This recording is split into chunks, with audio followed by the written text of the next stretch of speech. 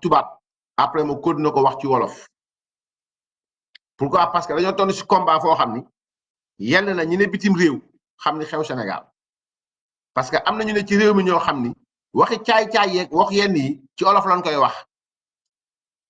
mais léeg-léeg day yell ñu yoolee mbir mi jéem ko jaare ci nasaraan ils ont arrêté au fait Bougane Gueye Dany l'ont mis en position de garde à vue l'ont déféré et l'ont mis sous mandat de dépôt. Quel en est le motif? Refus d'obtempérer, nous disent-ils. À Tambacounda, souvenez-vous bien, Tambacounda. Cela nous rappelle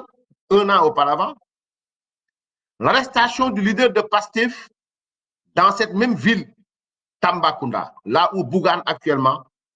est le détenu en otage politique.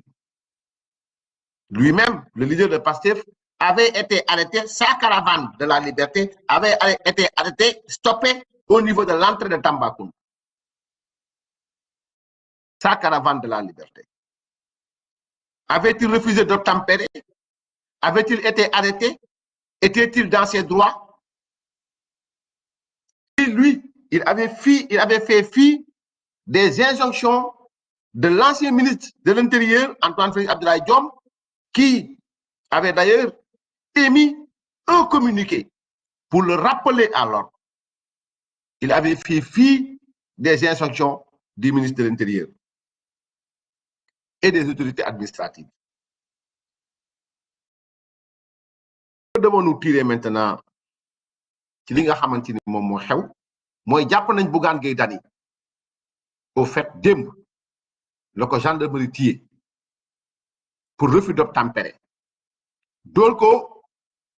garde à vue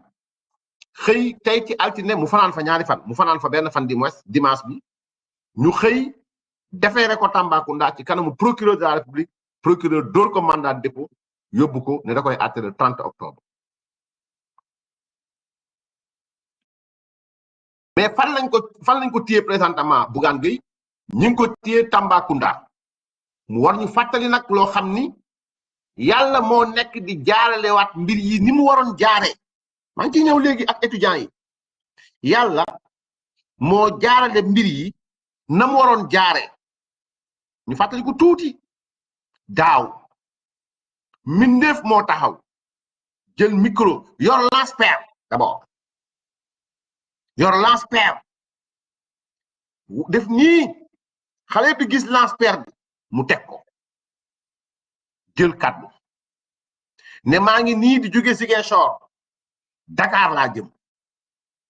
su ma demee Dakar Macky Sall dina reculer mbaa ñu fekk ci biir palais bi dans une république démocratique s'adressant à un président élu de la manière la plus démocratique 58,26%. Tu entames une caravane sans informer l'autorité administrative, sans avoir au préalable demandé l'autorisation. Il avait communiqué avec ceux-là qu'il a voulu communiquer. Maintenant, mu départ foofu jóge tam Casamance dugg Kolda dugg Sédhiou du moins jóge Sédhiou dugg Kolda jóge Kolda jëm Vélingara Antoine Diome bind bataaxal ni ko lii ngay def muy caravane nit waru koo def te amul autorisation da nga war a bind au moins autorité administrative yi ñu xam ni yaa ngi def caravane lijjantiwu leen faalewu leen mu insister ba Tambacounda gendarme yi jàpp tey jii Bougane Gueye Dany pour refus d'obtempérer ñoo taxawoon jàmmarloo Ousmane Sonko ñu ne ko moom détenu politique la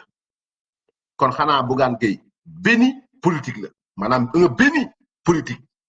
moom bu nekkee détenu politique Bougane Gueye Dany sera un béni politique. am mooy seen différence ñoom ñaar ñëpp Tambacounda lañ leen arrêté Tamba boo waxee Tamba mooy Bakel kii dafa jóg ni am na sama mbokki sénégalais yoo xam ne ñi ngi nekk ci tolof-tolof mu gis ni ki nga xam ni yaakaaroon nañ ni dana takk ay botam ba mu solee tëni ak Rangers dañ yaakaaroon ni du pour hélico bi tenue ak Rangers c'est une tenue de terrain ok mën na sol combinaison rek comme pilote yi rek bu fekk kon mën nañ sol combinaison mais quand on porte la tenue militaire le premier militaire ki nga xam ne mooy militaire bi jiitu nous l'acceptons wàcc ci terrain bi lañ yaakaaroon dugg ci biir population bi lañ yaakaaroon déggu population bi lañ yaakaaroon mais on s'attendait pas vraiment à une balade aérienne très sincèrement Bougane moom jóg ni ñii soxla nañu ndimbal ñun dañuy dem dimbali leen ñu ne ko doo jàll la différence Bougane dafa taxaw teg ci kawam charge refus d'obtempérer ak rébellion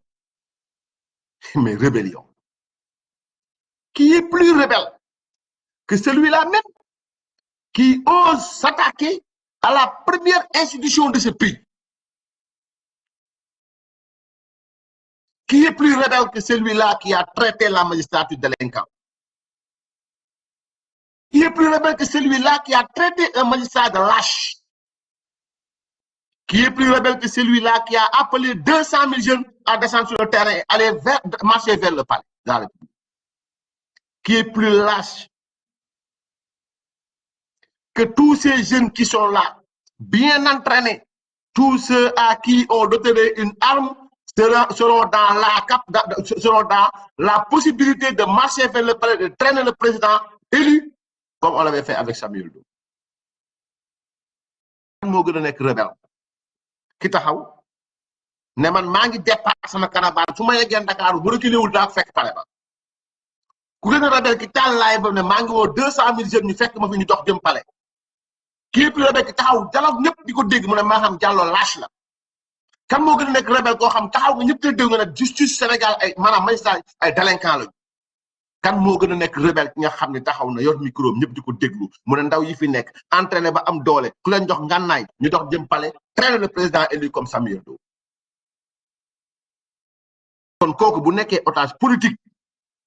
ginnaaw bañ ko jàppee Tambacounda yéen ñii di tàccu tey bañ ginnaaw bañ jàppee Bougane Gueye Dany démb da ngeen doon xalab Antoine Diome di xalab général Moussa Fall aujourd'hui les gendarmes qui ont arrêté Bougane Gueye Dany les gendarmes qui l'ont auditionné qui l'ont mis en position de garde à vue sont commandés par le haut commandant de la gendarmerie lu ñu war a wax ñun mais nous ne serons pas comme vous duñ mel ni yéen jamais duñu saaga gendarmerie duñu saaga police duñu saaga magistrature non nous dénoncerons mais nous nous soumettrons oui parce que nous sommes dans un état et nous sommes des républicains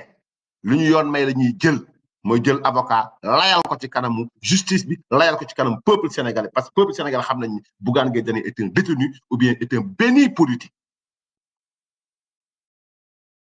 qui est plus rebelle ki nga xamante ni Touba la taxaw gendarmerie taxaw mu taal otom foncé ci kaw gendarme yi kon devons-nous aussi tirer sur l'actuel ministre de l'Intérieur ou le haut commandant de la gendarmerie? Non. Nous n'insulterons point la gendarmerie, mais nous dénoncerons et nous nous soumettrons à l'autorité de l'État. Pourtant, vous aviez insulté Antoine Diome et Moussa Fall. Vous les aviez traités de criminels. Bougane est-il un otage politique? Oui. L'autre là, qui avait sonné la mobilisation pour marcher vers Dakar avec sa cravate de liberté,